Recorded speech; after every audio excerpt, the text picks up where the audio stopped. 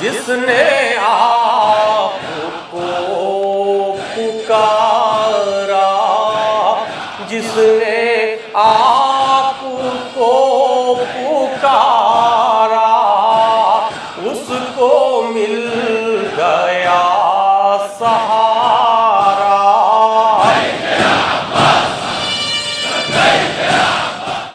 حسبنا اللہ ونعم الوکیل، نعم المولا ونعم النصیر۔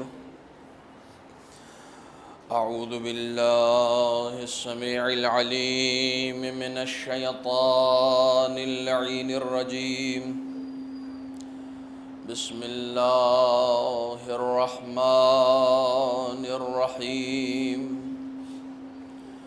الحمد للہ الذی جازی کل صانع ورائش کل قانع ورحم کل ضارع ومنزل المنافع والکتاب الجامع بالنور الساطع، وهو للدعوات سامع وللكربات دافع وللدرجات رافع وللجبابرة قامع، فلا إله غيره ولا شيء يعدله، ليس كمثله شيء وهو السميع البصير اللطيف الخبير، وهو على كل شيء قدير، والصلاة والسلام والتحية والإكرام على السيد الأنام الذي سمي في السماء أحمد وفي الأرض أبي القاسم محمد، وعلى أهل بيته الطيبين الطاهرين المعصومين الذين أذهب الله عنهم الرجس وطهرهم تطهيرا۔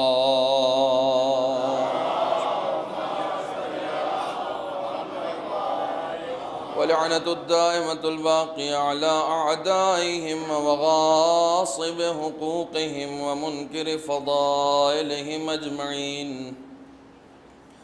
أما بعد، فقد قال الله الحكيم في القرآن الكريم: بسم الله الرحمن الرحيم، قال ومن يقنط من رحمة الله ومن يقنط من رحمة ربه إلا الضالون۔ صلوات على محمد۔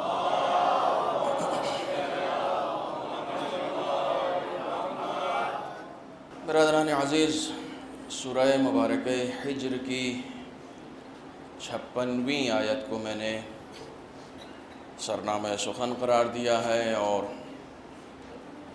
اس آیت کا محتویٰ، اس آیت کا موضوع، اس آیت کا مضمون در حقیقت ان مضامین میں سے ہے کہ جو ارسال رسول کی بنیادوں میں سے ہے، یعنی رحمت۔ تقریباً 2 ہفتے پہلے، یعنی آج سے 15 دن پہلے، میں نے اسی باب العلم میں جس مجلس کو خطاب کیا تھا اس میں عنوان محبت تھا۔ آج کی مجلس کے لیے میں نے عنوان رحمت کو قرار دیا ہے۔ آیت کا مزاج یہ ہے کہ آیت ان لوگوں سے مخاطب ہے جو رحمت ربانی سے مایوس ہو جاتے ہیں۔ قرآن مجید کی ایک اور آیت ہے کہ جس میں صاف صاف حکم موجود ہے، بلکہ نہی موجود ہے۔ لا تقنطوا من رحمت اللہ، اللہ کی رحمت سے مایوس نہ ہونا۔ ان اللہ یغفر الذنوب جمیعا، اللہ تمام گناہوں کو تمہارے معاف کر دے گا، یہ اس کی رحمت کی وسعت ہے۔ لیکن اس آیت میں جو لوگ رحمت ربانی سے مایوس ہوتے ہیں ان کے کیریکٹر کو بتایا ہے کہ وہ کون لوگ ہیں جو رحمت ربانی سے مایوس ہوتے ہیں۔ ارشاد ہوتا ہے قال ومن یقنط من رحمت ربہ الا الضالون، خدا کی رحمت سے مایوس ہی نہیں ہوتا مگر یہ کہ وہ گمراہ ہوتا ہے۔ جو گمراہ لوگ ہوتے ہیں صرف وہی رحمت ربانی سے مایوس ہوتے ہیں۔ ان حالات میں، جن حالات میں ہم زندگی گزار رہے ہیں، آج کل جتنی بھی مجلسیں میں پڑھ رہا ہوں ان میں عام طور سے کوشش میری یہ ہو رہی ہے کہ حالات حاضرہ کو مد نظر رکھتے ہوئے گفتگو کی جائے۔ اس وقت رحمت کی بات کرنے کی ضرورت کیا ہے؟ ہم جس دور میں زندگی گزار رہے ہیں وہاں تنفر، قتل و غارت گری، تفرقہ، تفریق، لڑائیاں، ایک دوسرے کے خون بہانے کو سب سے زیادہ آسان سمجھنا، نفرتوں کی سیاستیں جہاں ہو رہی ہوں وہاں صرف اس کی رحمتوں کا تذکرہ کرنا اور یہ بتانا کہ اس نے جو رسول بھیجا تھا وہ پیکر رحمت بنا کر بھیجا تھا، جو کتاب بھیجی تھی اسے کتاب رحمت کا نام دیا تھا۔ اگر ہم اس کے بتائے ہوئے پیغامات کو عام کریں گے تو شاید باطل پرست قوتوں کی طرف سے جو رحمت کے مقابلے میں سیاست کی جا رہی ہے وہ سیاست ناکام ہو سکتی ہے۔ ایک صلوات پڑھیں محمد و آل محمد پر۔ یہ سب سے اہم موضوع ہے اور یہ موضوع آپ کے لیے خاص طور پر اہم اس لیے ہو جاتا ہے کہ رحمت کا اکتساب ہر ایک کو میسر نہیں ہوتا۔ یہ اور بات کہ اس کی رحمت عام ہے، یہ اور بات کہ اس کی رحمت سب کے لیے ہے۔ خدا بند عالم قرآن مجید میں ارشاد فرماتا ہے عذابی اصیب من اشاء ورحمتی وسعت کل شیء، میرا عذاب صرف اس کے مقدر میں ہے جس پر میں نازل کرنا چاہوں، ورحمتی وسعت کل شیء، لیکن میری رحمت کائنات کے ذرے ذرے پر ہے۔ آپ اس کی رحمت کی وسعت دیکھیں، وہ کہتا میں عذاب سب پہ نازل نہیں کرتا، بس اس پہ نازل کرتا ہوں جسے میں چاہتا ہوں۔ حالانکہ اس میں بھی ایک بڑا معانی و مفہوم اس میں پوشیدہ ہے کہ جس پر میں چاہتا ہوں، جس پر میں چاہتا ہوں کا مطلب یہ تھوڑی ہے کہ وہ کسی نماز گزار بندہ مومن پر بھی معاذ اللہ عذاب نازل کر سکتا ہے۔ نہیں، جب ہم اس کی عدالت کا اقرار کر چکے ہیں تو ہمیں یہ ماننا پڑے گا کہ اگر وہ کسی پر عذاب نازل کر رہا ہے، یہ جو کہا اس نے اصیب بہ عذابی اصیب بہ من اشاء، اس کا مطلب یہ ہے کہ وہ جس پر عذاب نازل کرے گا وہ عدالت کی بنیاد پر نہیں کر رہا ہے، چونکہ کچھ لوگوں کو وہ معاف بھی کر رہا ہے۔ اگر عدالت کی بنیاد پر ہوتا تو پھر سب پر عذاب ہوتا، نہیں، عذابی اصیب بہ من اشاء، میرا عذاب اس پر ہے جس پر میں چاہوں، یعنی جو اکڑ جاتا ہے، جو تکبر اختیار کرتا ہے، صرف اس پر ہمارا عذاب ہے، سب پہ عذاب نہیں ہے۔ وَرَحْمَتِي وَسِعَتْ كُلَّ شَيْءٍ، میری رحمت ہر ایک پر عام ہے۔ یہ موضوع ہمارے درمیان کیوں اہم ہے؟ اس کی سب سے بڑی وجہ یہ ہے کہ ہم زیارت عاشورہ میں پڑھتے ہیں اللہم اجعلنی فی مقامی ھذا، اے میرے معبود ہمیں ان لوگوں میں قرار دے۔ فی مقامی ھذا کا ترجمہ اگر آپ یہ کریں گے کہ جس مقام و منزلت میں میں ہوں، ابھی جب آپ زیارت عاشورہ پڑھ رہے ہوتے ہیں تو ظاہر سی بات ہے آپ امام حسین کی زیارت کر رہے ہوتے ہیں، آپ ابھی یہاں مجلس میں آئے ہوئے ہیں، آپ امام حسین کا ذکر سننے کے لیے آئے ہوئے ہیں۔ یہ فی مقامی ھذا یعنی اس مقام پر ہمیں رحمت لینے والوں میں قرار دے، مغفرت حاصل کرنے والوں میں قرار دے۔ یہ زیارت عاشورہ کا جملہ ہے۔ فی مقامی ھذا کا مطلب ہی ہوتا ہے، میرا ایک بہت پرانا جملہ ہے، اس مقام پر یعنی ہمارا مقام یہ ہے کہ ہم حسینی ہیں، ہمارا افتخار یہ ہے کہ ہم حسینی ہیں، ہماری منزلت یہ ہے کہ ہم حسینی ہیں۔ حسینی ہونا ایک منزلت ہے، حسینی ہونا ایک مقام ہے، حسینی ہونا ایک افتخار ہے، حسینی ہونا ایک مرتبہ ہے، حسینی ہونا ایک بلندی ہے۔ اگر حسینی ہونا، دیکھیں منصب آسانی سے نہیں ملتا، مرتبہ آسانی سے نہیں ملتا۔ اگر مرتبہ اتنی آسانی سے مل جاتا تو سن 61 ہجری میں یزید کے پاس لاکھوں اور حسین کے پاس صرف 72 نہ ہوتے۔ 72 ہونا یہ بتا رہا ہے منصب سلیکٹڈ لوگوں کو ملتا ہے، ورنہ یزید کی فوج میں تو سب شامل ہو جاتے ہیں۔ صلوات پڑھیں محمد و آل محمد پر۔ منصب خاص لوگوں کو ملتا ہے، منصب آسانی سے نہیں ملتا، مرتبہ آسانی سے حاصل نہیں ہوتا۔ یہ ایک اعزاز ہے کہ ہم حسینی ہیں، یہ ایک اعزاز ہے۔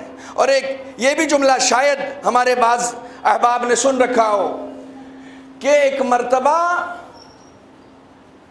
ہم حسین کا انتخاب کرتے ہیں اور ایک مرتبہ حسین ہمارا انتخاب کرتے ہیں۔ کربلا وہ نہیں جاتا جو حسین کو چنتا ہے، کربلا اس کا مقدر ہوتی ہے، حسین جسے چنتے ہیں۔ کربلا وہ نہیں جاتا جو حسین کو چنتا ہے۔ اگر حسین کو چننے والے کربلا چلے جاتے تو کوفے سے 40,000 خط لکھنے والے بھی کربلا میں ہوتے، کیونکہ وہ بھی تو عشق کا اظہار کر رہے تھے۔ نہیں، کربلا آپ کے انتخاب کا نام نہیں ہے، حسین کے انتخاب کا نام ہے۔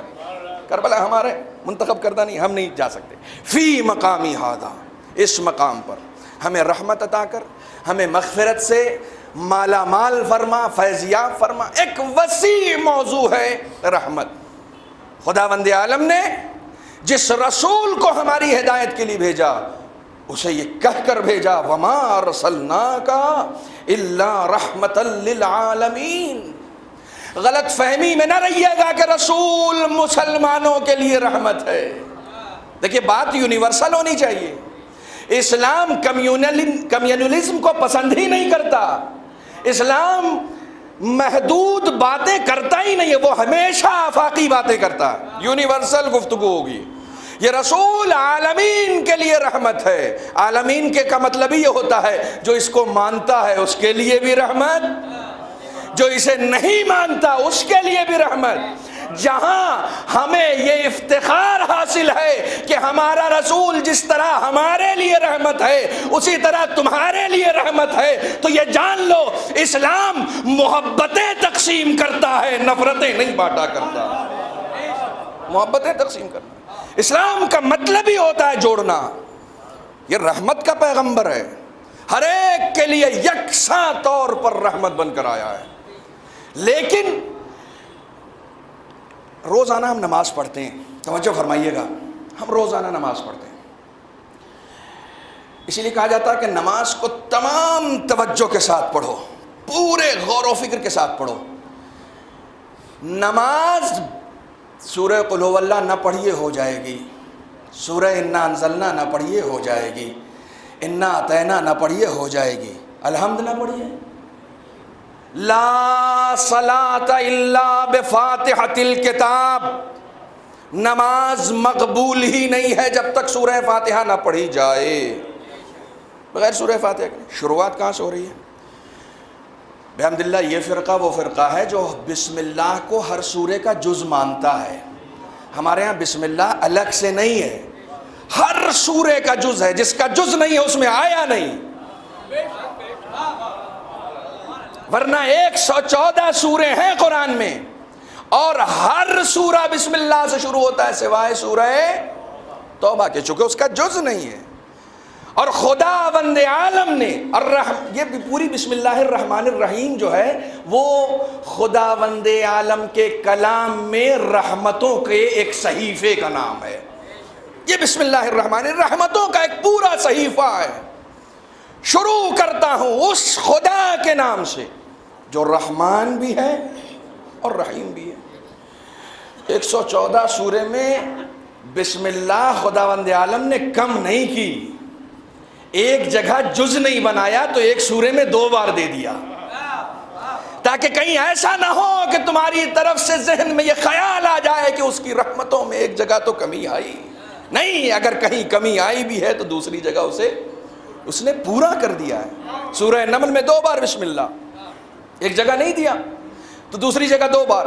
لیکن آپ بالکل آغاز سے سورہ حمد کا امتیاز ہی ہے کہ آپ اسے کسی پارے میں نہیں شامل کر سکتے. یعنی قرآن پارا کرنے والے بھی سورہ حمد کو پارا نہ کر سکے. آپ پہلے پارے میں دیکھیں وہاں بھی سورہ حمد، 30ویں پارے میں دیکھیں وہاں بھی سورہ حمد، اور خود قرآن نے کہا ہے لَقَدْ آتَيْنَاكَ سَبْعًا مِّنَ الْمَثَانِي وَالْقُرْآنِ الْعَظِيمِ. اے میرے حبیب میں نے آپ کو 7 دہرائی جانے والی آیتیں دی اور قرآن دیا. یعنی قرآن ایک طرف، سورہ حمد ایک طرف. اسی لیے کہا گیا لا صلاۃ الا بفاتحۃ الکتاب، نماز قبول نہیں ہے بغیر سورہ فاتحہ کے.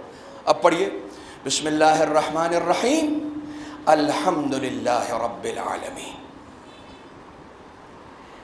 یہ ایک سب سے پہلی آیت ہے سورہ حمد کی. الحمد للہ رب العالمین، یہ کمپلیٹ آیت ہے جو قرآن مجید میں سورہ حمد کی سب سے پہلی آیت ہے. اس آیت سے پہلے آخری ورڈ کیا ہے؟ اس آیت سے پہلے آخری ورڈ کیا ہے؟ بسم اللہ الرحمن الرحیم میں الرحمن الرحیم، رحمت کی گفتگو ہو رہی ہے. الرحمن الرحیم پہ جیسے ہی ختم ہوا الحمدللہ رب العالمین، الحمدللہ رب العالمین جیسے ختم ہوا پھر اس کے بعد کیا آیا؟ الرحمن الرحیم. یعنی قرآن مجید میں جو سب سے اہم سورہ ہے، اس سورے میں جو سب سے پہلی آیت ہے اس کا سیاق بھی رحمت ہے، سباق بھی رحمت ہے. ختم ہوئی تو رحمان و رحیم پہ، اور ختم ہونے کے بعد جو شروع ہوئی تو پھر رحمان و رحیم سے. الحمدللہ رب العالمین الرحمن الرحیم. آیت اللہ علامہ اشتہاردی حوزہ علمیہ قم کے بزرگ اساتذہ میں ہیں، کہتے ہیں خداوند عالم کی ربوبیت بھی رحمت کے سائے میں ہے اور ہماری حمد بھی رحمتوں کے سائے میں ہے. اب ذرا ایک طالب علم کے ذہن کی حیثیت سے سوچیں، اس سورے میں، اس آیت میں جس میں کہا گیا الحمد للہ رب العالمین، 2 باتیں اس میں کہی گئی ہیں. ایک رب، ربوبیت اس کا کام، دوسرے حمد، حمد ہمارا کام. حمد اس کا کام نہیں ہے، حمد ہمارا کام. عجیب و غریب انداز ہے قرآن کی بلاغتوں کا. اس نے کہا کہ میں ربوبیت کروں گا تو رحمتوں کے سائے میں، تم حمد کرو گے تو تم پر رحمتیں نازل کروں گا. یعنی تمہاری حمد رحمتوں کی متقاضی ہوگی اور میری ربوبیت ہمیشہ رحمتوں کے سائے میں ہوگی. میں اگر ایک روایت سنا دوں، علامہ مجلسی نے نقل کیا ہے، تہذیب میں یہ روایت نقل ہوئی ہے، اکثر شیعہ بڑی کتب میں یہ روایت نقل ہوئی. امام جعفر صادق علیہ الصلوۃ والسلام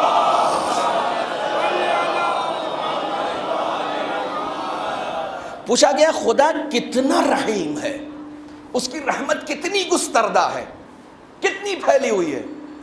اللہ اکبر، اس سے زیادہ کوئی اور بیان ہی نہیں کر سکتا جو اہل بیت کے گھر والے بیان کر سکتے ہیں. اس سے زیادہ کھول کر کوئی نہیں بیان کر سکتا. امام نے فرمایا حتی یطمع ابلیس فی رحمتہ، میدان محشر میں اس کی رحمت اتنی عام ہوگی کہ ابلیس کے منہ میں بھی پانی آ جائے گا کہ شاید آج میں بھی معاف کر دیا جاؤں. امام نے اس کے بعد فرمایا حالانکہ وہ معاف نہیں کیا جائے گا لیکن اس کی رحمت اتنی عام ہوگی کہ خود شیطان کو بھی، اور ہماری خواتین آئی ہیں اکثر علماء حضرات سے پوچھا جاتا کوئی عمل بتائیے، کوئی ورد بتائیے، آج ایک ورد بھی لکھ لیجئے. تمام علماء نے نقل کیا، مستند کتابوں میں آیا ہے. ہمارے انبیاء کا ورد ہے، یہ ہمارے ائمہ کا ورد ہے. فرمایا جو سجدے میں 7 مرتبہ یا ارحم الراحمین کہہ کے خدا کو بلاتا ہے، 7 مرتبہ یا ارحم الراحمین کہہ کے خدا کو بلاتا ہے، اے رحم کرنے والے، سب سے زیادہ رحم کرنے والے. اے سب سے زیادہ رحم کرنے والے. امام کی لفظیں ہیں 7ویں مرتبہ الرحمن الرحیم کی نون تک پہنچتا نہیں ہے کہ قدرت آواز دیتی انا ارحم الراحمین قل حاجتک, میں ہی تو ارحم الراحمین ہوں, اپنی حاجت تو بیان کر. میں ارحم الراحمین ہوں, اپنی حاجت بیان کر. اور امام نے فرمایا کہ لوگوں نے 7 مرتبہ اس لفظ کا ورد کر کے دعا نہیں مانگی مگر یہ کہ وہ دعا قبول ہوئی. وہ ایسا رحیم و کریم ہے, اگر کوئی اسے اس کی رحمت کا واسطہ. آپ دعائے کمیل پڑھتے ہیں, خالق نہج البلاغہ نے وہ دعا اپنے شاگرد کمیل کو تعلیم کی ہے. نہج البلاغہ کا خالق علی کون؟ عالم علم لدنی. علی کون؟ جس نے رسول سے ایسے علم لیا کہ خود کہا زقنی رسول اللہ زقن زقا, رسول نے مجھے ایسے علم دیا کہ جیسے چڑیا اپنے بچے کو دانا چگاتی ہے. انا مدینۃ العلم وعلی بابھا, یہ رسول نے علی کے بارے میں کہا جو علی عالم علم لدنی ہو, جو علی ایسا عابد ہو کہ جس کے بارے میں امام سید سجاد نے کہا کہ میں کیا عبادت کروں گا جو عبادت میرے جد علی مرتضی کیا کرتے تھے, جس کی عبادت کا اعتراف زین العابدین کو ہو, جس کے سجدوں کا اعتراف سید الساجدین کو ہو, اس کی عبادتوں اور اس کے علم پر شک نہیں کیا جا سکتا. جب اس نے دعا تعلیم کی کہ کمیل خدا کی بارگاہ میں کیسے دعا کرنا, تو دعا کا آغاز ہی یہیں سے ہوا, اللہم انی اسألک برحمتک التی وسعت کل شیء. اے میرے معبود میں تیری رحمت کے طفیل میں تجھ سے سوال کر رہا ہوں. دعا کا آغاز یہاں سے ہوا ہے, یہ ہے اس کی رحمت. ایک خاتون کی ایصال ثواب کی مجلس ہے نا, بیٹی کو رحمت کہا گیا ہے, بیٹے کو نہیں. لوگ کہتے ہیں کہ اسلام نے عورتوں کی وہ قدر نہیں کی جو قدر دوسرے ادیان نے کی ہے. عورتوں کو وہ مقام, وہ مرتبہ, وہ منزلت نہیں ملی جو دوسرے ادیان میں دی گئی, جبکہ اسلام نے جتنی عورتوں کی قدر کی ہے کسی نے نہیں کی, کسی نے نہیں کی. یہ صرف خطیبانہ سخن ترازی تھوڑی ہے. ایک سورہ ہے سورہ مریم, قرآن مجید میں بہت مشہور سورہ ہے. کہا جاتا ہے اس سورے کے لیے کہ جو خاتون صاحب اولاد نہ ہو رہی ہو اس سورے کی تلاوت شروع کر دے, خدا اپنی رحمتوں کے تقاضے کے تحت اسے صاحب اولاد بنائے گا. یہ جو اوراد آئے ہیں, یہ جو اذکار آئے ہیں نا ہمارے ہاں, کئی مرتبہ ایسا ہوتا ہے کہ ہم ان اوراد کا ورد کرتے ہیں لیکن اثر نہیں ہوتا. وہاں ورد میں خطا نہیں ہوتی, ورد کرنے والے میں خطا ہوتی ہے. علامہ مجلسی نے کہا, علامہ مجلسی مختصر سی عمر گزارنے والا فقیہ, کہا کہ میں نے سینکڑوں مریضوں کو صرف سورہ حمد سے ٹھیک کر دیا. جب طبیب مجلسی جیسا ہوگا تو حمد کا کیپسول کام آتا ہے ورنہ کام نہیں آتا. آپ گئے ڈاکٹر کے پاس, دیکھیں میں بالکل سمجھاتا ہوں, اس کو سمجھاتا ہوں, اس بات کو میں سمجھاتا ہوں. آپ گئے ڈاکٹر صاحب مجھے فیور ہے, توجہ, مجھے فیور ہے. اس نے فیور ناپا آپ کا, کہا آپ کو فیور ہے. اس نے دوا تجویز کی, آپ کو فیور بھی تھا اور وومیٹنگ بھی ہو رہی تھی اور 2-3 شکایتیں تھیں. اس نے دوا لکھی. دوسرے دن آپ کے بھائی کو وومیٹنگ ہو گئی اور وہی بیماریاں جو آپ کو تھیں وہ اس کو ہو گئیں. آپ اسی پرسکرپشن کی دوا اسے دے سکتے ہیں؟ لکھنے والے نے آپ کی بتائی ہوئی بیماریوں کے مطابق دوا دی ہے, لیکن آپ نہیں دے سکتے ہیں جب تک آپ ڈاکٹر سے پوچھ نہ لیں. یعنی دوا تو سیم ہوتی ہے, دینے والا بھی بہت ضروری ہے. دوا تو ایز اٹ از ہوتی ہے, دینے والا بہت ضروری ہے. وہ جب دے گا تو حالات کے مطابق دے گا, پوری کنڈیشنز کو سمجھ کر دے گا, بغیر سوچے سمجھے نہیں دے گا. بغیر سوچے سمجھے دوا اثر نہیں کرتی, دعا کہاں سے اثر کرے گی. صلوات پڑھیں محمد و آل محمد پر.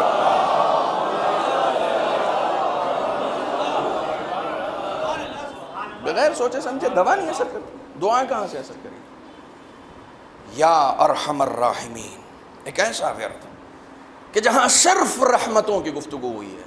میں بات کو نہ پھیلاؤں زیادہ. یہ رحمت جو اس کی عمومی رحمت ہے، سب پر یکساں برستی ہے، سب پر یکساں برستی ہے. اس کا اکتساب بھی تو ضروری ہے نا، اسے حاصل بھی تو کرنا ہے. میں نے بالکل آغاز مجلس میں عرض کیا آپ کی خدمت میں کہ حسینی ہونا ایک اعزاز ہے، ایک بلندی ہے، ایک مرتبہ ہے. یہ مرتبہ کیسے حاصل ہوگا؟ کہا صاحب یہ مرتبہ حاصل ہو جائے گا، ہم کو بچپنے سے ہماری والدہ مجلسوں میں لے کر آتی ہیں، ہم حسین کو پہچانتے ہیں، ہمارے اندر حسین کی معرفت ہے، ہم امام حسین کو تیسرا امام تسلیم کرتے ہیں، ہم امام حسین کی امامت کو تسلیم کرتے ہیں، آپ کی طہارت کو تسلیم کرتے ہیں، آپ کی عصمت کو تسلیم کرتے ہیں، آپ پر بھرپور عقیدہ ہے، اس لیے ہم حسینی ہیں. تو ماننے والا صرف حسینی نہیں ہوتا، صرف ماننے والا حسینی نہیں ہوتا. جامع ملیہ کے بلڈنگ کے پاس مکان لینے سے کسی کو پی ایچ ڈی تھوڑی ہوتی ہے، یونیورسٹی کے بغل میں رہنے سے کوئی عالم تھوڑی ہوتا ہے. کہا صاحب یونیورسٹی میں جب تک جاؤ گے نہیں، وہاں سے کسب فیض کرو گے نہیں، تب تک علم حاصل کہاں سے ہوگا؟ پڑوس میں رہنے سے علم نہیں ملتا، جامع ملیہ کی تعریف کرنے سے بھی علم نہیں ملے گا. کہاں صاحب کیا ادارہ ہے، کیا کہنے، زبردست. ادارے کی تعریف سے بھی علم نہیں ملتا، ادارے کو تسلیم کرنے سے بھی علم نہیں ملتا، ادارے کے پڑوس میں رہنے سے بھی علم نہیں ملتا، نہ ادارے کی تعریف کرنے سے ملتا ہے. کس صورت میں ملتا ہے؟ کہا جب تک میں وہاں ایڈمیشن نہ لوں، وہاں کے قوانین و ضوابط پر عمل نہ کروں، پرٹیکولر طریقے سے اس میں جاؤں نہیں، علم حاصل کروں نہیں، اساتذہ کے آگے زانو ادب تہ نہیں کروں، اس وقت تک ہمیں علم نہیں مل سکتا. تو حسینی ہونا ماننے کا نام نہیں ہے، عمل کرنے کا نام ہے. یہ منصب، یہ مرتبہ مانتے تو بہت سارے لوگ ہیں، مانتا تو وہ بھی ہے جس کا مذہب حسین کا مذہب نہیں ہے، مانتا تو وہ بھی ہے. ہندو شاعر کا شعر ہے نا، قاتل ہوں کافر ہوں مگر قاتل شبیر نہیں ہوں. یہ تو ہندو شاعر کا، مانتا تو وہ بھی ہے. کم سے کم وہ اتنا اقرار ضرور کرتا ہے، کافر اتنا بدتر نہیں ہوتا جتنا قاتل حسین بدتر ہوتا ہے. وہ کم سے کم یہ اقرار کرے، لیکن حسینی نہیں ہو سکتا. وہ حسینی ہونے کا مطلب حسین کو فالو کرنا، حسین کو فالو کرنا. میں بالکل ایک پریکٹیکل بات عرض کر رہا ہوں، بالکل پریکٹیکل. شاید چونکہ میں اوکھلا میں کثرت سے مجلسیں پڑھ رہا ہوں، لہٰذا ہو سکتا ہے یہ بات آپ میں سے بعض برادران نے سن رکھی. بالکل پریکٹیکل بات عرض کر رہا ہوں. جامع ملیہ کی بات میں نے کی، ہر ڈپارٹمنٹ ہے، انجینئرنگ ڈپارٹمنٹ اور جتنے بھی فلسفی اور ادبیات اور جہاں تک بھی آپ چلے جائیں، آپ کسی بھی ڈپارٹمنٹ میں اس کے ایکسپرٹ بننے کے لیے ایڈمیشن لیتے ہیں. آپ کو انجینئر بننا ہے تو آپ کو اس ڈپارٹمنٹ میں جانا پڑے گا، ایڈمیشن لینا پڑے گا، کلاسز دیکھنی پڑیں گی، محنتیں کرنی پڑیں گی، ایگزامز پاس کرنے پڑیں گے، تب جا کے آپ کو انجینئر کی ڈگری ملے گی. توجہ فرما رہے ہیں؟ یعنی اگر ہمیں کچھ حاصل کرنا ہے تو گھر سے نکلنا پڑے گا، محنت کرنی پڑے گی، محنت کرنی پڑے گی. پہلے جو ہمارے بزرگ تشریف فرما ہے، شاید ان کے اوپر اتنا زیادہ ورک نہیں ہوتا تھا جتنا آج وہ اپنے بچوں کے اوپر ورک کر رہے ہیں. پہلے اسکول جانے سے صرف بچوں کو ٹینشن ہوتی تھی، آج ماں باپ کو بھی ہوتی ہے نا؟ کیوں؟ اس لیے کہ ورک صرف بچے کو نہیں کرنا پڑ رہا، ہر مہینے تو ہمیں بھی پیرنٹس میٹنگ کے لیے اسکول میں جانا پڑتا ہے. آج بچے کے اوپر ہمیں بھی محنت کرنی پڑ رہی ہے، بچے کا ایک ٹارگٹ سیٹ ہم کر رہے ہیں، بچہ نہیں کر رہا. توجہ فرمائیے گا، بچہ نہیں کر رہا ہے ٹارگٹ سیٹ، ہم کر رہے ہیں. آپ نے دیکھا بچے کا انٹرسٹ جو ہے وہ مثلاً فار ایگزامپل جسے کہا جاتا ہے کہ میڈیکل لائن میں زیادہ ہے. آپ نے بچے کو میڈیکل لائن میں محنت کرائی اور اسی لائن میں آپ اسے آگے بڑھاتے گئے، اس کے اوپر پیسہ خرچ کیا، اس کے لیے اچھے ٹیوٹر لگائے آپ نے، اس کے لیے اچھا انسٹیٹیوٹ ڈھونڈا اس کے کوچنگ کے لیے، اس کے لیے اچھا کالج، ایک اچھا نظام تعلیم، ایک اچھا سلیبس، ایک اچھے اساتذہ، ایک اچھا ماحول. بچہ 25 سال کا ہو گیا، 3 سال کی عمر سے آپ بچے کے اوپر محنت کرتے رہے. کیا کرنا ہے؟ صاحب ڈاکٹر بنانا ہے. کیا بنانا ہے؟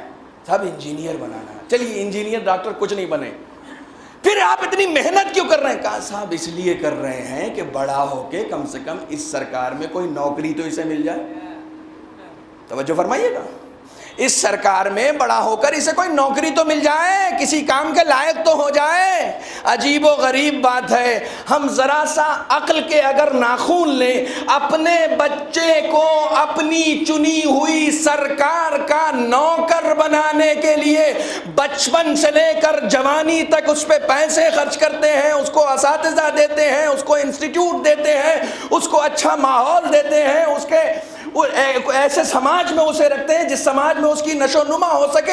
اتنی محنت کرنے کے بعد ہم بچے کو اس لائق بناتے ہیں کہ وہ ہماری چنی ہوئی سرکار میں نوکر بن سکے. جب ہماری چنی ہوئی سرکار میں نوکر بننا اتنا مشکل ہے تو حسین خدا کی چنی ہوئی سرکار کا نام ہے. اگر ہمیں بچے کو حسینی بنانا ہے، حسین کا نوکر بنانا ہے، تو بچپنے سے اس پر محنت کرنی پڑے گی تاکہ جب بڑا ہو تو اسلام دشمن طاقتیں مختلف عقیدوں کے ذریعے سے اس کے ذہن کو ہلا نہ سکیں، کیونکہ بچپن سے آپ نے حسینی اسے بنا کر اس کی بنیادیوں کو اتنا مضبوط بنا دیا ہے کہ اس کے قدم میں تزلزل نہیں آتا. یہ محنت تو ہمیں بچپن سے کرنی پڑے گی. آج اسلام دشمن طاقتیں آسانی سے اس قوم میں تفرقہ ڈال رہی ہیں، آسانی سے سینٹر بن گئے بڑے بڑے. یہاں کیا ہو رہا ہے صاحب؟ یہاں مولائے کائنات کے جشن پہ ڈانس ہوتا ہے. یہاں کیا ہو رہا ہے صاحب؟ یہاں مولائے کائنات کے جشن پہ تبلی بجائی جاتی ہے. یہ دین ہے؟ یہ علی کے فالوور ہیں؟ نہیں. جن بچوں کے ماں باپ نے بچپن میں ان کی بنیادیں مضبوط نہیں کی تھیں وہ آج اتنے ٹھوس نہیں ہیں کہ اپنے دین پر ثابت قدم رہ سکیں. آج اتنے ٹھوس نہیں. تقریباً 1 مہینہ ہوا میں جہاں رہ رہا ہوں، میں بالکل پریکٹیکل باتیں کرتا ہوں. یہ بات آپ جانتے بھی ہیں کہ مجھے مجلس پڑھنا نہیں آتی، میں بالکل پریکٹیکل باتیں کرتا ہوں. 1 مہینے پہلے میں نے ایک ایڈورٹیزمنٹ دیا اور تمام واٹس ایپ گروپس پہ اس کو میں نے فارورڈ کرایا، اور تمام جتنے بھی ینگسٹرز ہمارے دوست ہیں ان سب کو میں نے بھیجا کہ آپ اسے زیادہ سے زیادہ فارورڈ کرو. میں نے ایک چھوٹا سا انسٹیٹیوٹ قائم کیا، چھوٹا سا، بچوں کی تعلیم کے لیے. کوئی ذاتی بینی و بین اللہ میں ممبر پہ بیٹھا ہوا ہوں، میں اگر اپنے ذاتی منفعت کے لیے کام کروں تو خداوند عالم مجھے غرق کر دے. یہ کام صرف اس لیے تاکہ بچوں کی بنیاد ٹھوس ہو جائے تھوڑی سی، انہیں دینیات آ جائے، انہیں قرآن پڑھنا آ جائے بالکل ابتدا سے، انہیں اردو پڑھنا آ جائے، انہیں دینیات پڑھنا آ جائے. ایک مرکز میں نے قائم کیا، ایک استاد ہائر کیا میں نے. استاد حوزہ علمیہ قم میں پڑھا ہوا استاد، کوئی عام استاد نہیں، حوزہ علمیہ قم کا پڑھا ہوا استاد. میں نے بہت ایڈورٹیزمنٹ دیا، میرے بچے ملا کے آج تک 5 بچے ہیں اس میں. کوئی میں نے فیس نہیں رکھی، کچھ نہیں رکھا. آئیے آ کے یہاں دین سیکھیے، آئیے اپنے بچوں کو یہاں بھیجیے. قرآن سکھا رہا ہوں میں، دین سکھا رہا ہوں، اردو سکھا رہا ہوں. 1 مہینے ہو گئے، 5 بچے ہیں جن میں 2 بچے میرے شامل ہیں، اور وہ بچے جنہیں میں بچپن سے ہی قرآن پڑھا رہا ہوں، دین سکھا رہا ہوں. یہ تعصب کا مقام ہے. ہم نیٹ پہ سرچ کرتے رہتے ہیں انجینئرنگ کا سب سے اچھا انسٹیٹیوٹ کہاں پر ہے، اس کے لیے ہم ساری محنت کر ڈالتے ہیں. دین کے لیے محنت کیوں نہیں ہو رہی ہے؟ بچوں کی بنیاد مضبوط کرنے کے لیے محنت کیوں نہیں ہو رہی؟ اس کے لیے ہمیں خود سوچنا پڑے گا، خود آگے بڑھنا پڑے گا. آج بھی اسی باب العلم میں نوجوانوں کی طرف سے ایک importance of recitation of holy Quran کا ایک لیکچر رکھا ہے. اتفاق سے مجھے جاہل سے یہ کام سونپا گیا ہے کہ میں اس میں قرآن مجید کو پڑھنے کی اہمیت پر روشنی ڈالوں. بہرحال یہ ایک اعلان بھی ہو گیا. آپ میں سے جو حضرات اس میں شریک ہونا چاہیں انشاءاللہ شریک ہوں. ایک صلوات پڑھیں محمد و آل محمد. بہرحال میں اپنی باتوں کو سمیٹ رہا ہوں. ہمیں رحمت حاصل کرنی ہے. رحمت گھر بیٹھے حاصل نہیں ہو سکتی. پوری دنیا میں بارش ہو جائے، پوری دنیا میں ایک خطۂ ارض بارش سے خالی نہ رہے، ہم باب العلم کے بیسمنٹ میں بیٹھے رہیں، ہم بھیگ جائیں. رحمت سے فیضیاب ہو جائیں گے؟ نہیں ہو سکتے. ہمیں باہر نکلنا پڑے گا. اس کی رحمت لینی ہے تو حرکت کرنی پڑے گی. اس کی رحمت بغیر حرکت کے نہیں مل سکتی ہے. انہی کو ملے گی جو حرکت کریں گے. اچھا کتنی ملے گی؟ یہ ایک بہت بڑا سوال ہے. کتنی ملے گی؟ بعض لوگ کہتے ہیں ہم بھی رسول کے زمانے میں ہوتے تو سلمان بنتے. حالانکہ بہت سارے ایسے لوگ رسول کے ہمراہ بیٹھتے تھے, اٹھتے تھے, اچھے مسلمان نہیں بن سکے. سلمان کیا بنے؟ بہت سارے لوگ تھے.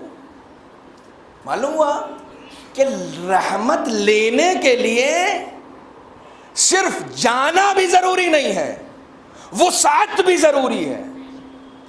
وسعت قلب, وسعت قلب. بارش ہوتی ہے, یہ بھی جملہ میرا ایک بہت پرانا جملہ. بارش ہوتی ہے, جو دریا کے مقدر میں ہوتا ہے وہ حوض کو نہیں ملتا. جو حوض کے مقدر میں ہوتا ہے وہ کوزے کو نہیں ملتا. آپ دینے والے کو بلیم نہیں کر سکتے کہ کوزے کو اس نے کم دیا, حوض کو اس نے کم دیا, دریا کو اس نے زیادہ دے دیا. نہیں, دینے والا یکساں دے رہا تھا, لینے والا اپنی اپنی ظرفیتوں کے مطابق لے رہا تھا. جس کا ظرف عالی تھا اسے زیادہ عطا کیا گیا, جس کا ظرف چھوٹا تھا اسے کم دیا گیا. دینے والے نے برابر سے دیا, سب کو برابر سے دیا. تو ہمیں حرکت کرنی پڑے گی, ہمیں باہر نکلنا پڑے گا, ہمیں عمل کے میدان میں اترنا پڑے گا, ہمیں جہاد کرنا پڑے گا. جہاد صرف تلوار سے نہیں ہوتا, جہاد قدموں سے ہوتا ہے, جہاد نظروں سے ہوتا ہے. نظروں کا جہاد کیا ہے؟ نامحرم کی طرف سے نظر جھکا لو, یہ نظروں کا جہاد ہے. زبان کا جہاد کیا ہے؟ جہاں حق بولنا ہے وہاں خاموش مت رہنا, جہاں خاموش رہنا ہے وہاں زبان نہ کھولنا, یہ زبان کا جہاد ہے. کانوں کا جہاد کیا ہے؟ وہ سنو جو حسین چاہتے ہیں, وہ نہ سنو جو حسین نہیں چاہتے. یہ کانوں کا جہاد ہے. ہر شے کا ایک جہاد ہے. ہمیں اس جہاد کے میدان میں اترنا پڑے گا, اس عملی میدان میں اترنا پڑے گا, تب اکتساب ہوگا. صرف 2 باتیں عرض کروں گا اور ربط مسائل. ایک پوری تفصیل ہے, عشرہ طلب کرتا ہے یہ موضوع. عشرہ طلب کیسے ملے گی رحمت؟ سب سے پہلی چیز رسول اکرم صلی اللہ علیہ وآلہ وسلم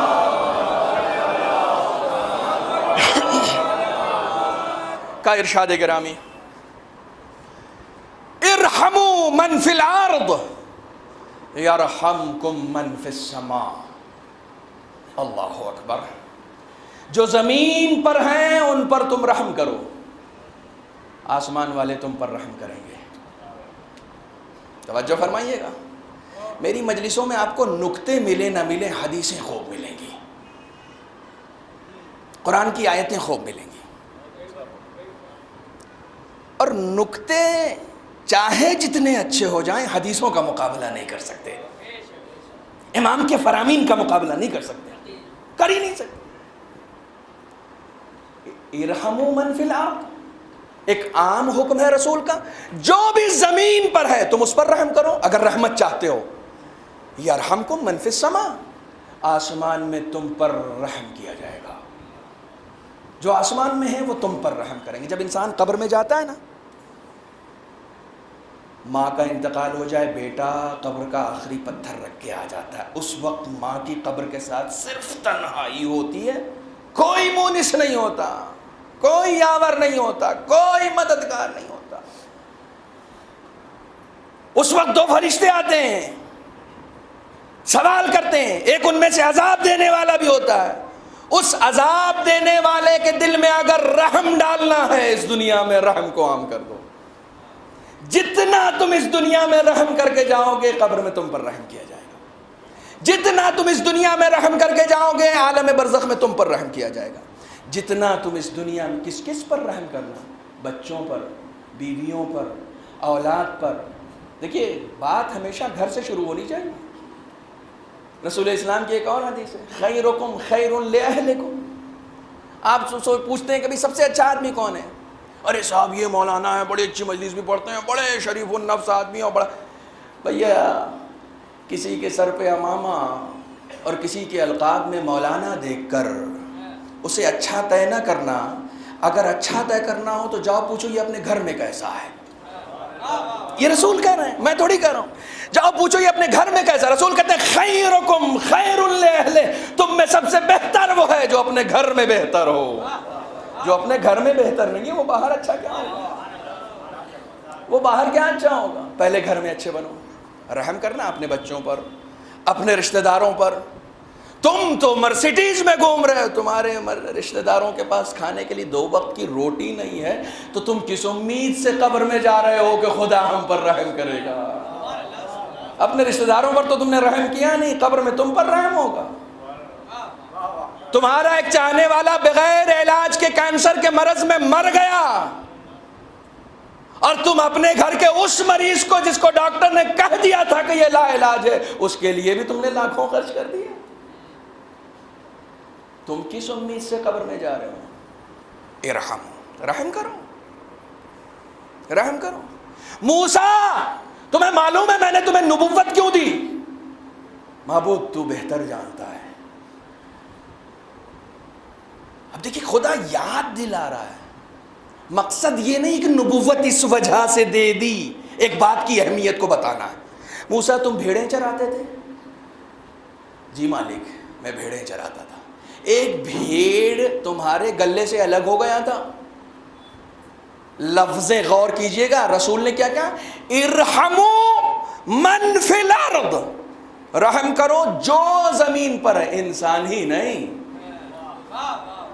تمہارے گھر کے دروازے پر اگر ایک نجس جانور بھوکا ہے اور تم گھر میں پیٹ بھر کے سو گئے, تو اس بھوکے نجس جانور کے سوال کے لیے محشر میں تیار رہنا, تیار رہنا.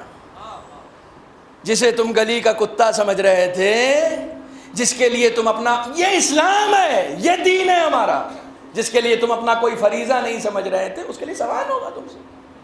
تم اس سے بچ نہیں سکتے. ایک بھیڑ الگ ہو گئی اور اس نے تمہیں اتنا دوڑایا, اتنا دوڑایا کہ جب تک وہ تھک نہیں گئی وہ رکی نہیں. تم بھی اس کے پیچھے پیچھے دوڑتے رہے. میرے فرشتے یہ سمجھ رہے تھے کہ جب تم اسے پکڑ لو گے تو بہت مارو گے, لیکن جب تم نے اسے پکڑا تو اپنی گود میں بٹھایا, اس کی پیشانی کو بوسا دیا اور کہا تھکا دیا مجھے بھی اور خود بھی تھک گئی. ایک جانور کے ساتھ رحم دلی سے پیش آنا. خدا یہ بتا رہا ہے کہ موسیٰ مجھے تمہیں نبی تو بنانا تھا, لیکن جب یہ عمل تمہارا میں نے دیکھا تو میں نے فوراً کہا اپنی نبوت کا اعلان کرو.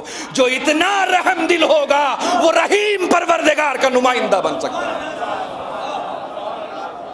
جو اتنا رحم دل ہوگا وہ رحیم پروردگار کا نمائندہ بن سکتا ہے, میرا نمائندہ. جانور پر بھی رحم کرو, جانور پر بھی رحم کرو. اس رحم کرنے سے بہت ساری فضیلتیں حاصل ہو سکتی ہیں.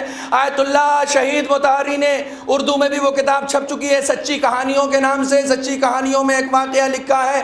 ایک سکاکی نام کا ایک شخص ہے, بوڑھا ہو چکا ہے, عمر گزر چکی ہے, کتابیں اور بستے اٹھا کر جاتا ہے پڑھنے کے لیے.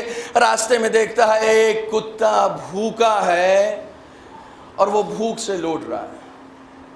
ان کے پاس کھانے کے لیے کچھ نہیں تھا. پہلی مرتبہ گھر سے نکلے پڑھنے کے لیے, پہلی مرتبہ کتابیں نئی نئی خرید کے لے کر آئے.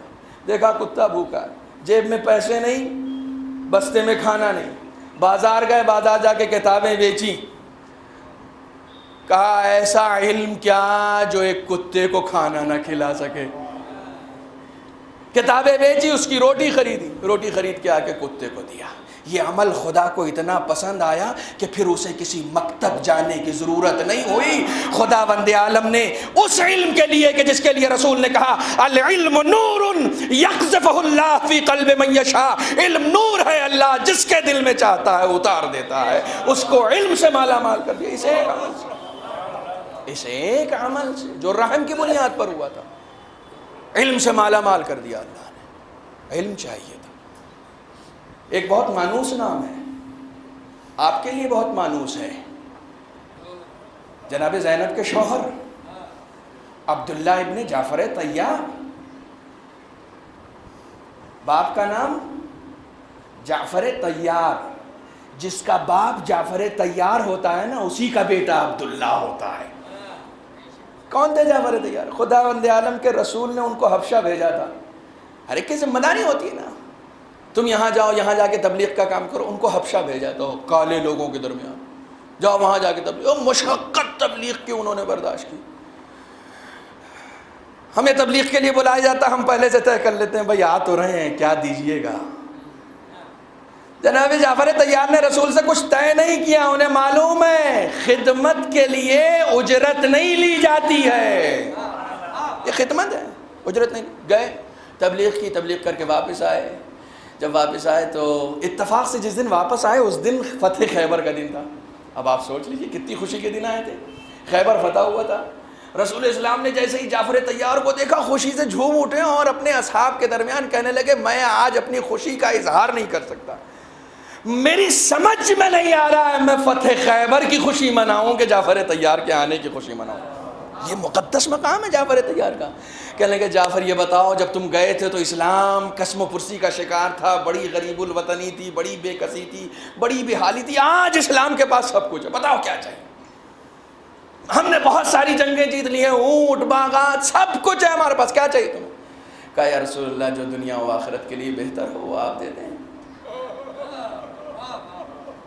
کہا جعفر ایک نماز دے دوں. کہا یا رسول اللہ اس سے بہتر کیا ہوگا. جو آپ نماز جعفر طیار پڑھتے ہیں فتح خیبر کے دن رسول اسلام نے جعفر کو دی تھی. اب جعفر کا شکر ادا کریں، مال لیتے، باغات لیتے، اونٹ لیتے، ان کے کام آتی، ان کے بچوں کے کام آتی. نماز لے لی، ان کے بھی کام آئی، پوری قوم کے کام آئی. طلب تو آپ دیکھیں کہ طلب کیا کر رہا ہے سامنے والا. ہم آج تک پڑھتے ہیں جب اپنے گناہوں کے دلدل میں غرق ہونے لگتے ہیں تو پھر ایک مرتبہ یاد آتا ہے نماز جعفر طیار کا سہارا لو اور جمعے کے دن جمعے سے پہلے اس نماز کو پڑھو. روایت ہے کہ اگر کوئی نماز جعفر طیار پڑھ لے تو وہ ایسا ہو جاتا ہے جیسے ماں کے بطن سے اسی دن پیدا ہوا. یہ اس کی رحمت کے تقاضے ہیں. جعفر طیار کے بیٹے عبداللہ کہتے ہیں میں بازار میں بیٹھا ہوا تھا، ایک غلام آیا، وقت بہت زیادہ ہو گیا. ایک غلام آیا اور حبش کا رہنے والا ہے غلام. میں نے غلام کو دیکھا کہ اس نے ایک جگہ اپنا دسترخوان بچھایا، اپنی پوٹلی اتاری اور کھانے کے لیے جو کچھ بھی اس کے پاس تھا اس نے دسترخوان پہ سجایا. سجانے کے بعد کیا دیکھتا ہے، جیسے ہی سجایا ویسے ہی ایک کتا اس کے سامنے آ کے بیٹھ گیا، اپنی زبان باہر کر کے اس طریقے سے کہ جیسے بہت بھوکا. اس نے ایک روٹی اٹھائی دے دی. اس کے بعد بھی بیٹھا رہا، دوسری روٹی اٹھائی تیسری دے دی، تیسری چوتھی جو کچھ اس کے پاس اساتہ تھا وہ سب اس نے دے دیا. بعد میں دسترخوان سمیٹا اٹھ کے جانے لگا. یہ منظر جناب عبداللہ دیکھ رہے تھے بیٹھے، جناب زینب کے شوہر یہ منظر دیکھ رہے تھے دور سے بیٹھے. کہاں عجیب غلام ہے، غلام ہے. نہیں، اس کا جسم تو غلام تھا، روح آزاد تھی. کچھ غلام ایسے ہوتے ہیں جسم آزاد ہوتا ہے، روح غلام ہوتی ہے. جس وقت گناہوں کے چنگل میں پھنستے ہیں تو اس وقت پتہ چلتا ہے غلام ہے یا آزاد ہے. گناہوں کا اسیر ہو گیا تو غلام ہے. دسترخوان سمیٹا، جناب عبداللہ نے بلایا ادھر آؤ. کہ یہ کیا تھا؟ ایک کتا نے جس جانور تم نے پورا کھانا اٹھا کے دے دیا، کچھ نہیں کھایا. کیوں؟ کہا مجھے شرم آتی ہے، جس خدا نے مجھے پیدا کیا ہے اسی خدا نے تو اسے بھی پیدا کیا. اس کا رزق بھی اس نے کہیں نہ کہیں بھیجا ہوگا لیکن اس کا رزق اسے ملا نہیں. مجھے شرم آئی، میں تو اپنا رزق پھر حاصل کر لوں گا، میرا پیٹ بھر جائے، اس کی بے زبان مخلوق بھوکی رہ جائے، مجھے یہ گوارا نہیں ہوا، اس لیے میں نے دے دیا. جناب عبداللہ نے اس کا ہاتھ پکڑا. اگر بالکل آج کی زبان میں کہیں تو گھر لے کے نہیں گئے، رجسٹرار آفس میں لے کر گئے. کہا میرا ایک باغ اس کے نام کر دو اور اس کے بعد درہم و دینار کی ایک تھیلی اس کے حوالے کی. کہا کون کہتا ہے کہ تیری جیسی ذہنیت رکھنے والے لوگ غلام ہوں، تیری ایسی ذہنیت رکھنے والے لوگ تو آزاد ہونے چاہیے. جا یہ اشرفیوں کی تھیلی اپنے غلام آقا کو دینا اور اس کے بعد خود آزاد ہو جانا. اب ذرا تصور کریں یہ واقعہ میں نے آپ کو سنایا کیوں ہے. جب ایک انسان ایک جانور پر رحم کرتا ہے تو عبداللہ کہتے ہیں خدا کے بندے کو خدا کا بندہ اتنا دے دیتا ہے، خدا کتنا عطا کرے گا. صلوات پڑھ دے محمد و آل محمد.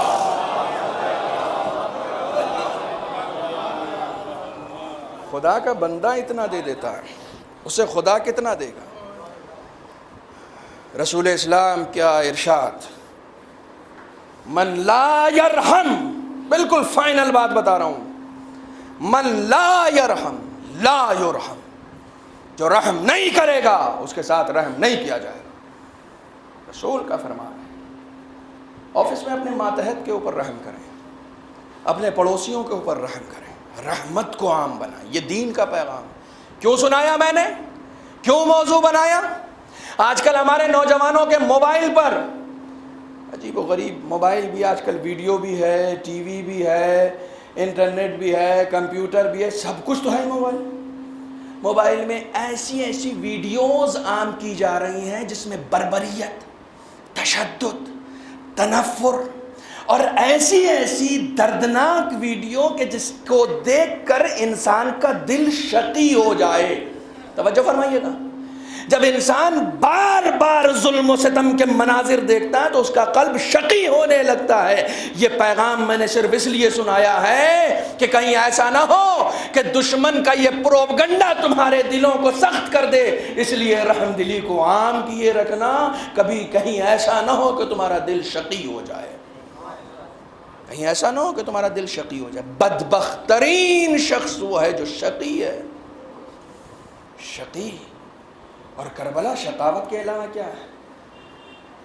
آپ یقین کریں کہ رحمت حاصل کرنے کے ذرائعوں میں سے میں 4-5 چیزیں ذہن میں لے کر آیا تھا، صرف ایک بات عرض کر سکتا ہوں، جو رحم کرے گا اس پر رحم کرے گا۔ اس کے آگے اور بھی بہت ساری چیزیں تھیں، انشاءاللہ پھر کسی اور موقع سے عرض کروں۔ وقت ختم ہو گیا۔ کربلا کا پورا معرکہ یزید ہارا کیسے؟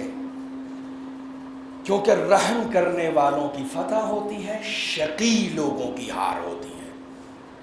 جو شقی ہوتا ہے ہارنا اس کے مقدر میں۔ سر کاٹنے کا مطلب جیتنا نہیں ہوتا۔ اگر تمہارے اندر رحم دلی نہیں ہے، کربلا، ایک ملعون نے امام حسین سے دعویٰ کیا عاشور کے دن، کیا حسین کہاں ان لوگوں کو جنگ میں جھونک رہے ہو، آؤ ہم دو بدو ہو کے لڑ لیتے ہیں۔ امام نے کہا، امام حسین کے قریب جب وہ پہنچا تو پشت کی طرف سے وار کرنا چاہتا تھا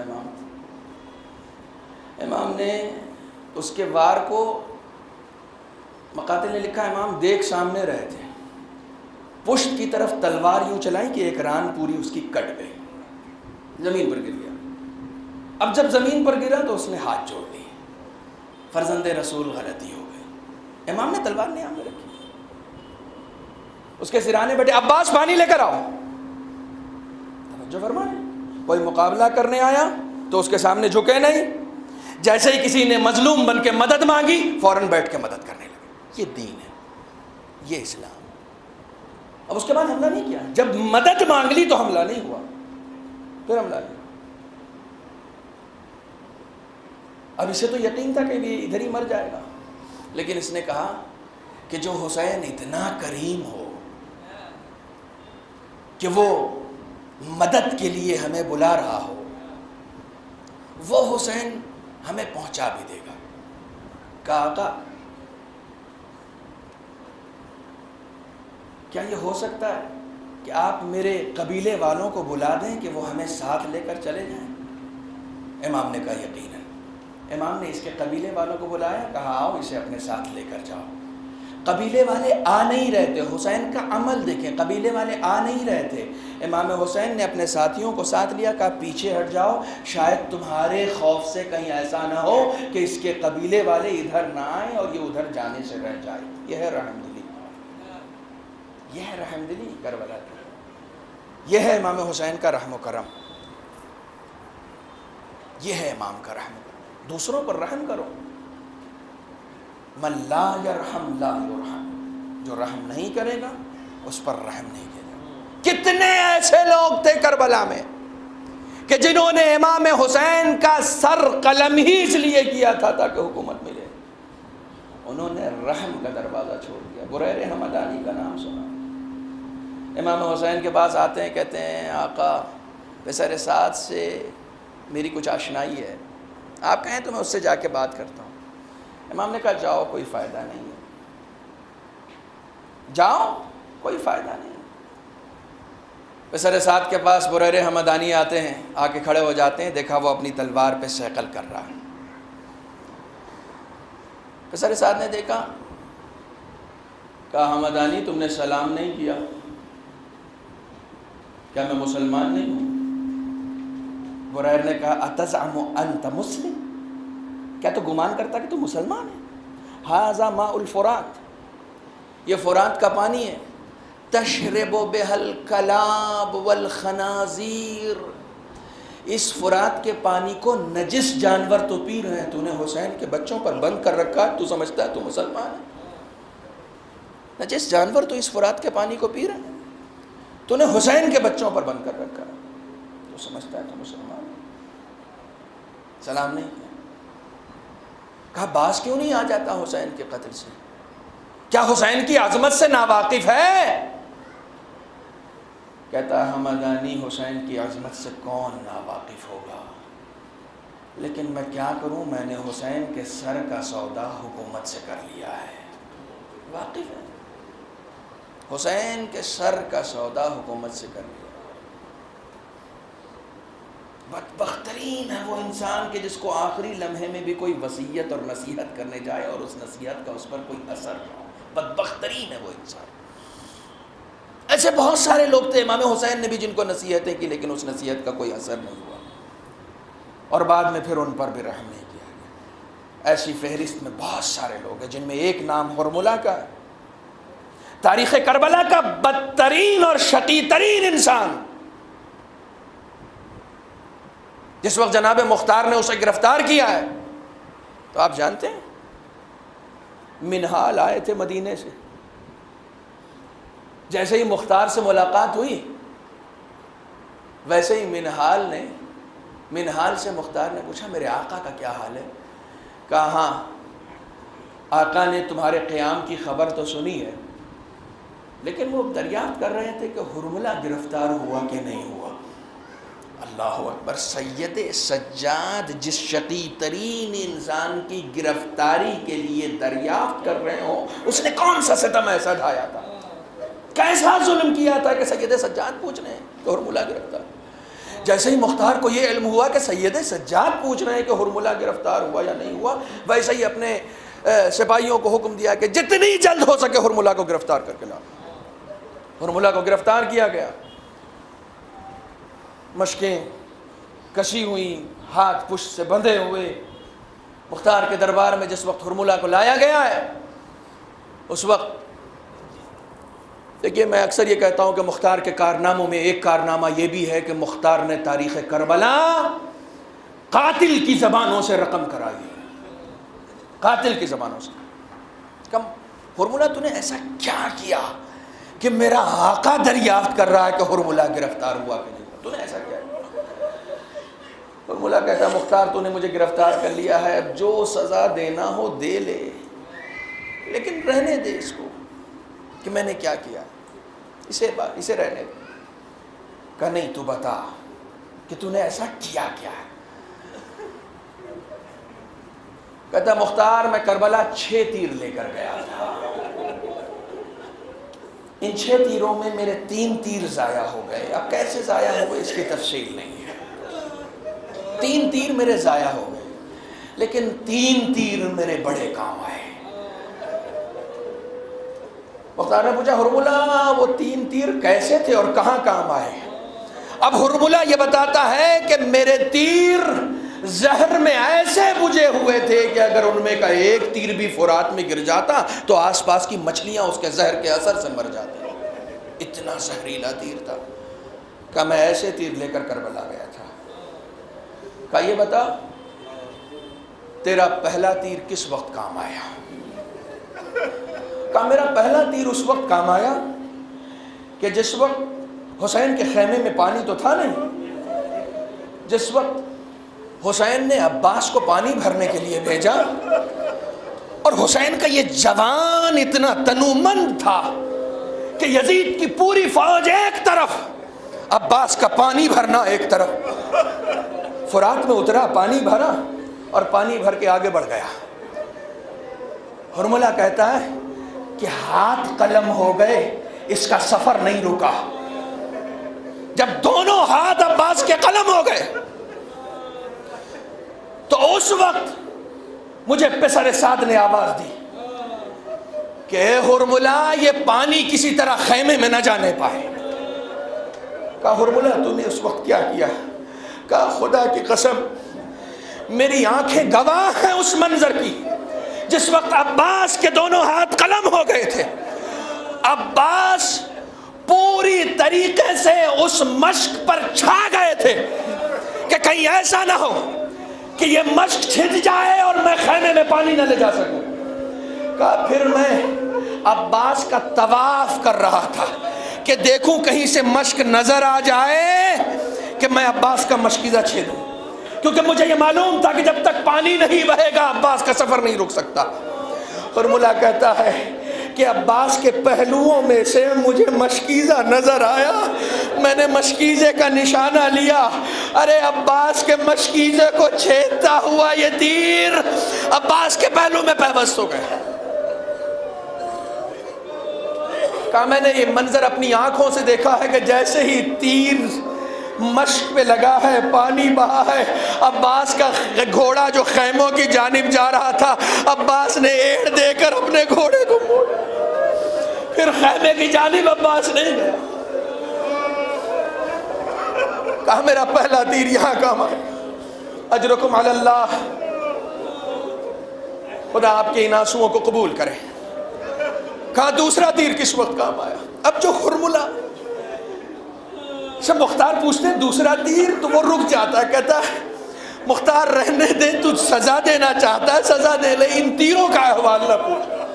کہا تازیانے لگاؤ۔ جب تازیانے برسے تو پھر بتانا شروع کیا۔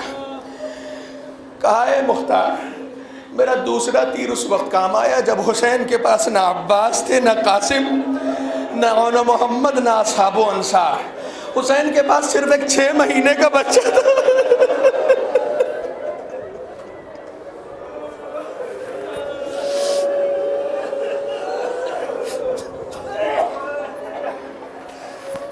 حسین کے پاس صرف ایک 6 مہینے کا بچہ تھا۔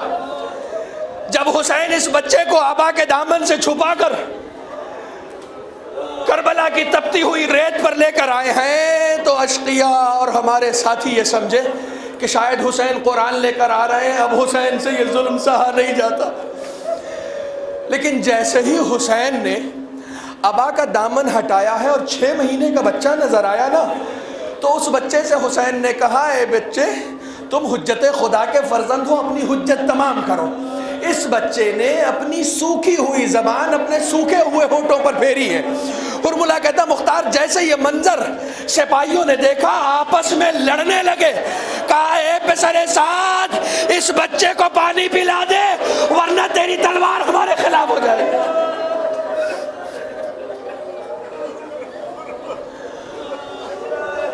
مختار اصحاب و انصار کی تلوار جو کام نہ کر سکی اس بچے کی زبان نے کیا۔ اس بچے کی زبان کو دیکھ کر ہمارے سپاہی رونے لگے تھے۔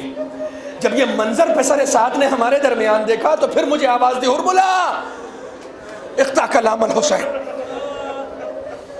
حسین کے کلام کو قطع کر۔ ہرملہ کہتا مختار میں نے 6 شعبہ تیر کمان میں جوڑا، ایک مرتبہ تیر کو دیکھا، ایک مرتبہ بچے کے گلے کو دیکھا۔ بچے کی گردن چھوٹی تھی، تیر بڑا تھا، میں نے علی اصغر کے گلے کا نشانہ لیا، ارے اس تیر کو جوڑا، جیسے ہی تیر علی اصغر کے گلے میں پیوست ہوا گلے کو چھیدتا ہوا حسین کے بازو میں پیوست ہوا۔ حسین نے اس خون کو اپنے ہاتھوں پر لے کر چہروں پہ مل لیا۔ یہ میرا دوسرا تیر تھا۔ تیسرا تیر کہاں کام آیا؟ اللہ اکبر، بالکل آخری منزل ہے۔ کہا ہرملہ جب حسین آخری جہاد کے لیے نکلے، اس وقت جس وقت حسین کے جسم پر سینکڑوں کی تعداد میں تیر لگ چکے تھے. حسین گھوڑے سے زمین پر نہیں آ رہے تھے. پسر سعد نے کہا کہ ہرملہ جب تک حسین گھوڑے سے زمین پر نہیں آئیں گے یہ جنگ تمام نہیں ہو سکتی. کہا خدا کی قسم جس وقت پسر سعد نے مجھ سے کہا کہ حسین کو گھوڑے سے زمین پر لا، اس وقت میں حسین کے جسم میں جگہ تلاش کر رہا تھا کہ تیر ماروں تو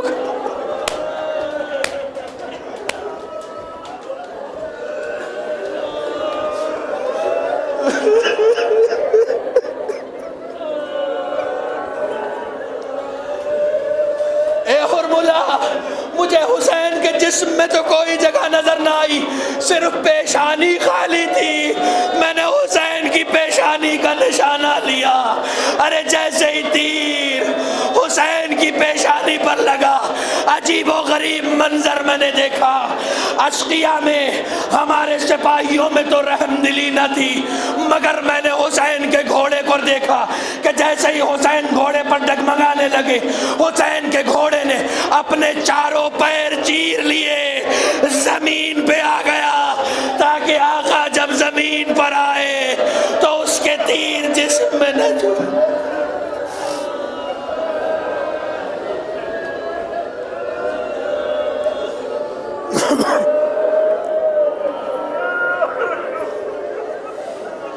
الا لعنت اللہ علی القوم الظالمین وسيعلم الذين ظلموا أي منقلب ينقلبون. اللهم كن لوليك الحجة ابن الحسن صلواتك عليه وعلى آبائه في هذه الساعة وفي كل ساعة وليا وحافظا وقائدا وناصرا ودليلا وعينا حتى تسكنه أرضك توعا وتمتعه فيها طويلا. بار خدایا بحق محمد و آل محمد ہماری اس مختصر سی عبادت کو قبول فرما. بار الہ بحق محمد و آل محمد ہماری عمر کا جتنا حصہ گزر چکا ہے اور اس حصے میں جانے انجانے میں جتنے بھی گناہان کبیرہ و صغیرہ ہم سے سرزد ہوئے ہیں، معبود ہمارے تمام گناہوں کو معاف فرما. معبود بحق محمد و آل محمد ہماری لوح تقدیر میں عمر کا جتنا حصہ بچا ہے اس میں عمل صالح کی توفیق عنایت فرما. معبود دین فہمی کا شعور بیدار فرما. معبود بحق محمد و آل محمد ہمیں توفیق دے کہ ہم جب تک زندہ رہیں اہل بیت کی تعلیمات پر عمل پیرا رہیں. معبود بحق محمد و آل محمد تمام اسلامی ممالک، تمام مسلمان اور تمام عالم انسانیت کو اپنی حفظ و امان پہ رکھ. معبود بحق محمد و آل محمد ہمارے تمام علماء کرام، مراجع اعظام، بالخصوص حضرت آیت اللہ خامنئی، حضرت آیت اللہ سیستانی کو طول عمر عطا فرما، انہیں اپنی حفظ و امان میں رکھ. معبود بحق محمد و آل محمد منتقم خون حسینی سلطان دماء حضرت امام عصر کے ظہور میں تعجیل فرما، ہمیں ان کے حقیقی اعوان و انصار میں شمار فرما. ربنا تقبل منا انک انت السمیع العلیم. جس نے